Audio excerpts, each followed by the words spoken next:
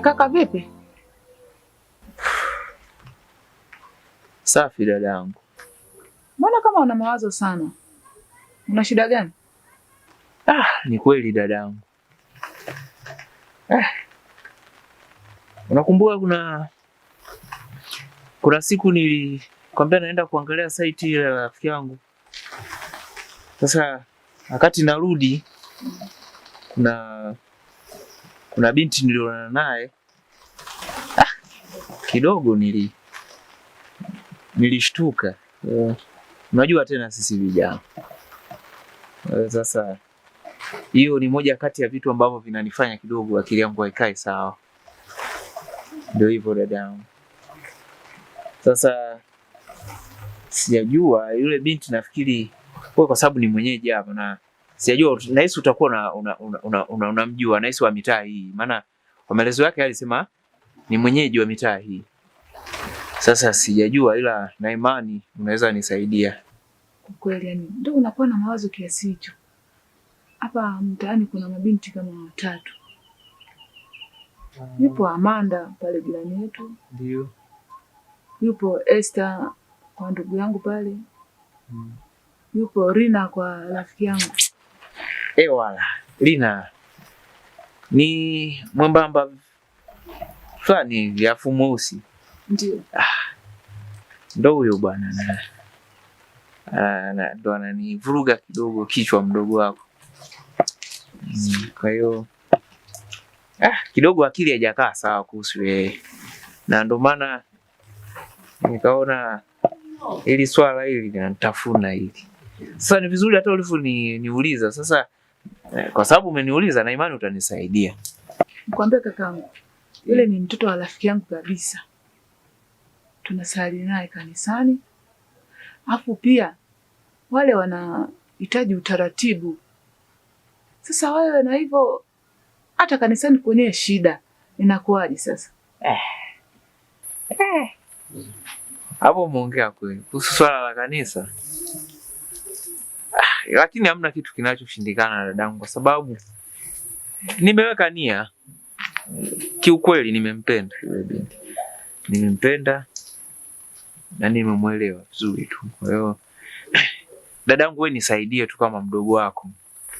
Naomba unisaidie. Kwa hiyo wewe ni mkubwa bwana, nisaidie. Kaka, unasema hivyo, kuna sheria ambazo huwa zinafuatwa.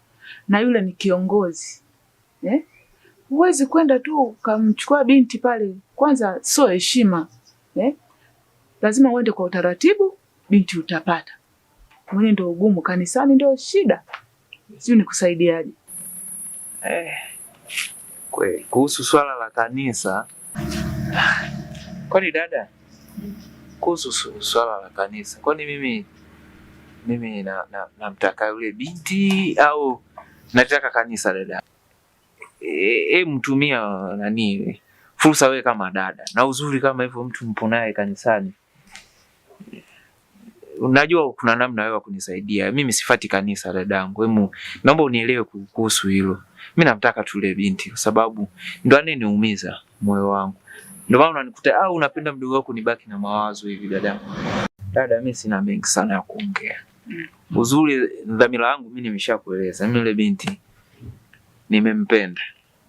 Kwa zumuni langu ni kuwa naye karibu. Yaani nataka nimuoe. Kama ikiwezekana Mungu akijalia. Kwani wewe upendi mdogo wako nipate jiko dadangu kweli? Ni jambo jema, lakini lazima ufuate sheria.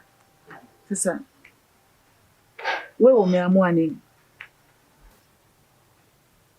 Okay. Sawa, basi nakutegemea kwa hilo. Nisiongee mengi sana, ila nakutegemea kwa hilo ili na mimi mdogo wako niwe na furaha. Sawa, basi mimi niko ndani. Sawa, nashukuru. Ngoja niendelee kupumzika. Asante.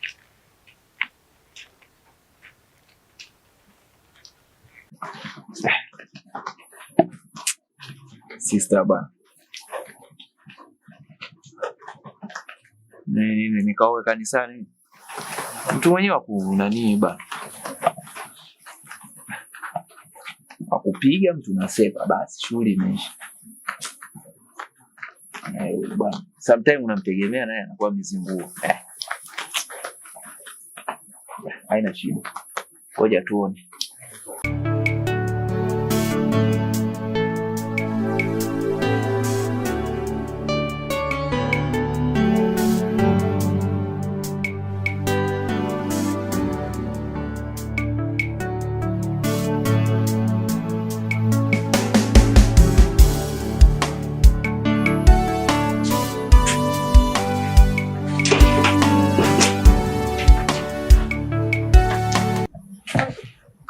Karibu. Asante. Kwema? Kwema. Ndio. Samani. Ndio. Mama Grace nimemkuta? Mama Grace ametoka. Okay, sawa. Nitarejea tena wakati mwingine. Samani, mbona una haraka hivi? Asante. Unashindwa hata kukaribia ndani? Siwezi nikakaribia sana kwa sababu lengo lilokuwa nimenileta sijaweza kufanikiwa. Okay. Anyway, samani. Nilikuwa na mazungumzo na wewe, kama utojali karibu ndani tuzungumze. Hapana.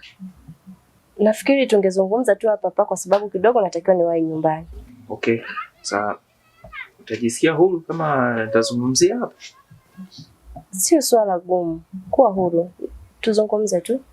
Sawa. Nashukuru. Samahani tena kwa sababu natumaini si mara ya kwanza. Nafikiri ni mara ya pili sasa tunakutana. Kwa hata mimi nimeshangaa pia kuona tena mazingira haya. Najua Rina na vitu vingi sana vya kuzungumza na wewe. Yaani vingi sana. Najua we ni mwanamke mzuri sana. So nilikuwa naendelea kusisitiza ombi langu juu yako wewe. Na ndio maana maneno mdomoni mwangu hayanishi. Napokuona wewe najihisi kama ni mzaliwa mpya. Sababu wewe ni mzuri. Nikianza kuangalia kuanzia chini mpaka juu, wewe ni mzuri sana. Na haufanani na mtu ambaye anakaa mazingira haya. Kiangalia. Huku ni kijijini alafu nikiangalia wewe ni pisi ambayo inafaa kukaa mjini kabisa. Ndio maana hata nilipokuona mara ya kwanza moyo wangu ulishtuka. Nimetokea kukuelewa sana. Sio kukuelewa tu. Yaani na malengo mazuri na wewe. Yaani nataka nikuoe kabisa. Nakupenda sana Rina. Na leo ndo mara ya kwanza kulitamka neno hilo. Ndio maana kadri ya siku zinavyozidi kwenda tu nazidi kuwa na ule mchocheo wa hisia ndani ya moyo wangu. Kwa hiyo naomba unifikirie kuhusu hili. Najua nimesimamisha muda wako, lakini jaribu kunifikiria na mimi basi. Mbona nakuwa kama kiumbe dhaifu kwenye hii dunia? Kwa nini?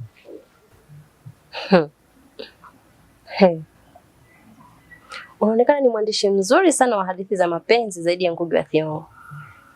Lakini kwa bahati mbaya zaidi, hadithi zako hata zijanivutia.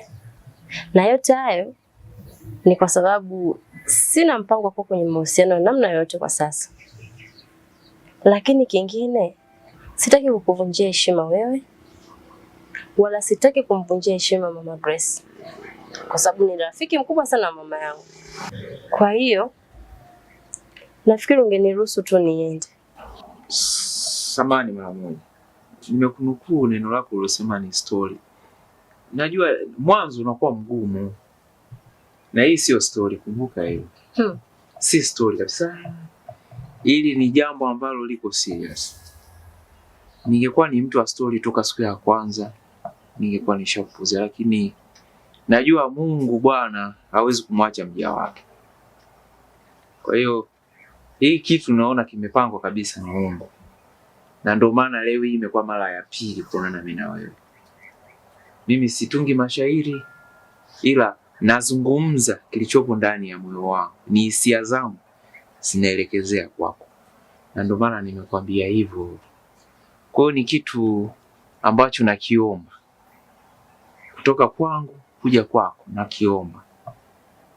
Naomba unifikirie kuhusu hilo Rina. Nakupenda sana. Rina.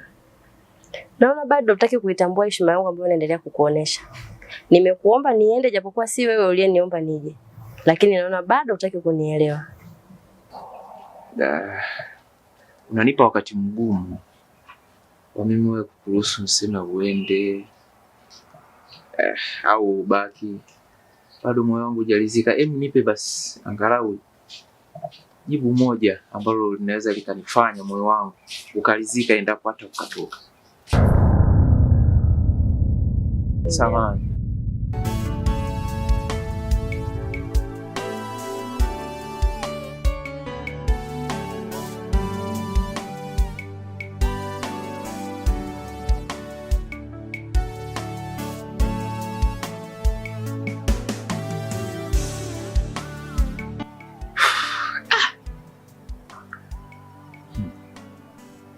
Mtoto huyu maana kila siku anazidi kupasua kitu,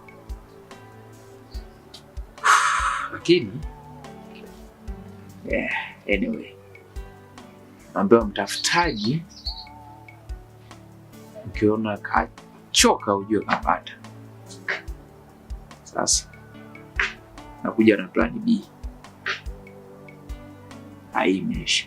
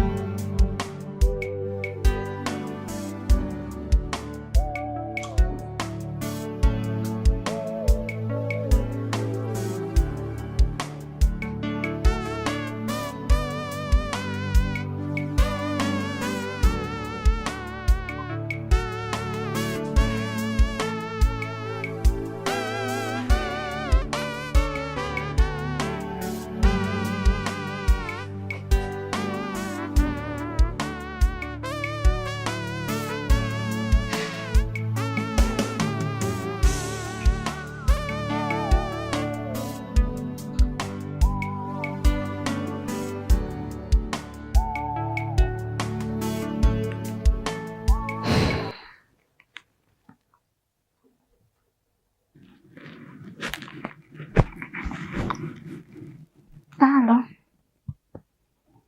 Habari yako?